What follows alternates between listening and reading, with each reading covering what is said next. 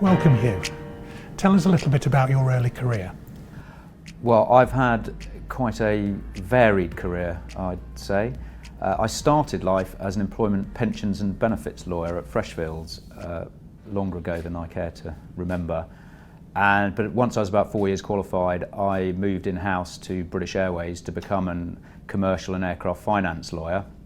And then, after a period there, moved to run the legal team at Virgin Atlantic, and then joined Into Properties, then it was called Liberty International, as their general counsel shortly after they'd moved into the FTSE 100.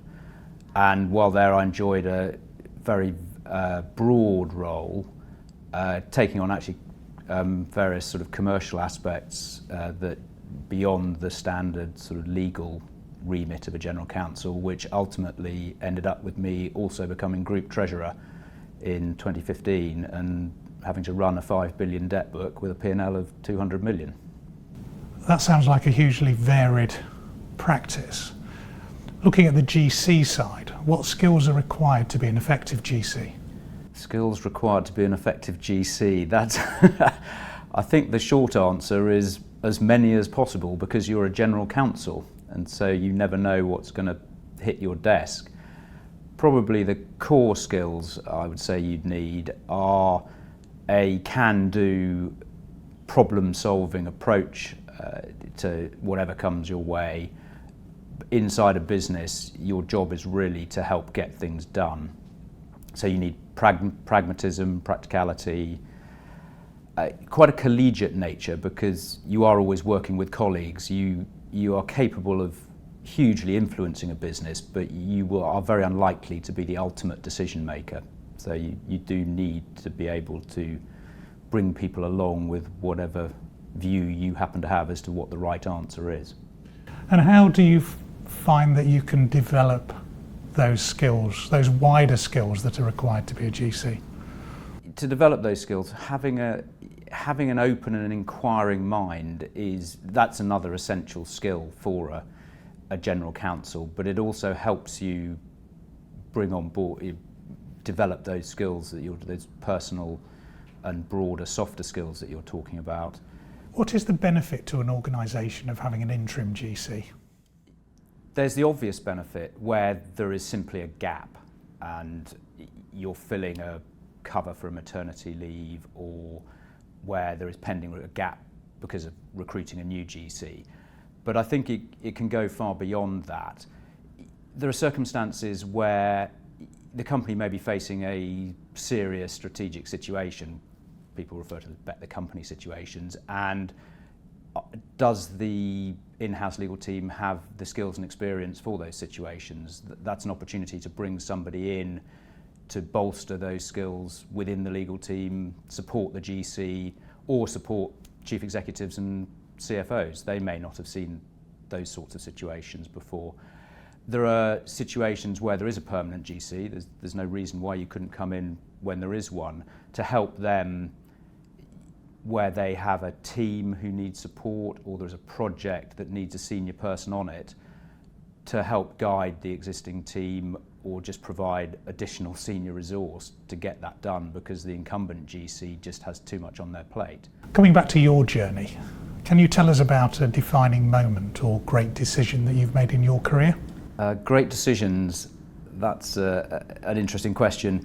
If we're talking about business decisions, I think I'm not going to answer that, because I think that would be for other people to decide whether or not I'd made great business decisions. In terms of personal decisions in my career, I think a key one I made early on was not to allow myself to be pigeonholed as an employment or pensions lawyer, and to keep persevering to try and find a commercial role in-house, which is what I wanted to do. And essentially achieving that at British Airways was the start of my journey to become not just a general counsel, but actually a group treasurer.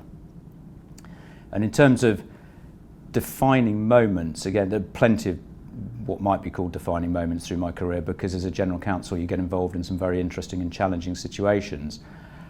I would pick one out being part of Virgin Atlantic's senior leadership team at the point of September the 11th, when we had planes in the air past the point of no return across the North Atlantic, and the US closed its airspace and said it was going to shoot down any plane that went into it.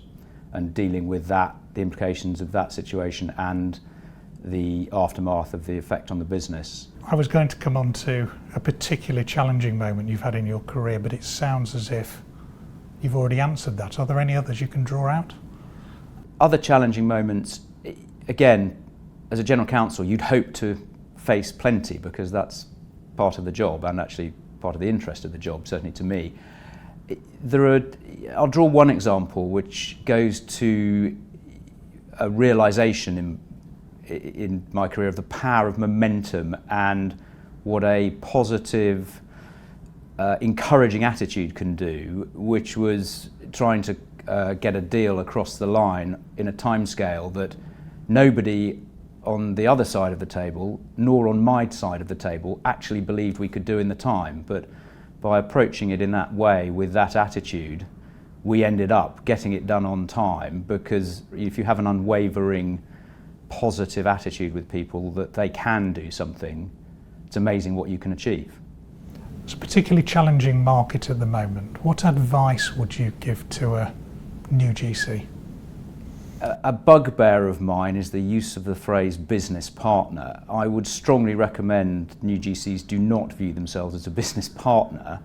They are part of the business and they need to engage with the business, understand the business, including the numbers, which form a huge part of all the decisions that the business will make.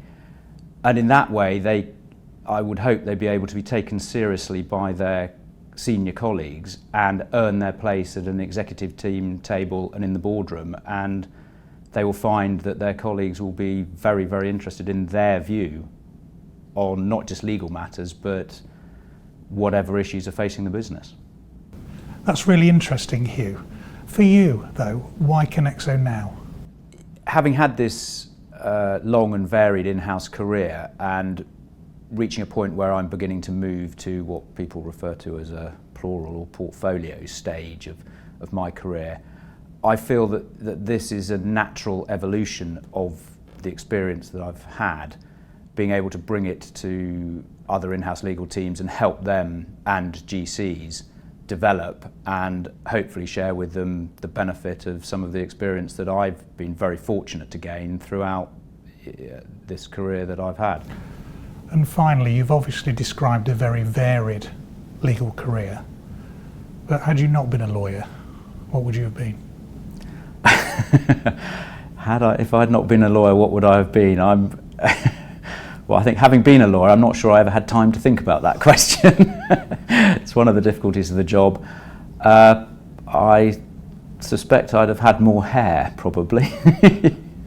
Whether I would have had as enjoyable a career, I'm not sure. The career that I've had as a general counsel has thrown up a huge number of interesting and challenging problems and issues to get involved with, and not just problems and issues, but matters to deal with and being involved in businesses to drive forward. And it's been very, very fulfilling. And so I actually struggle with that question.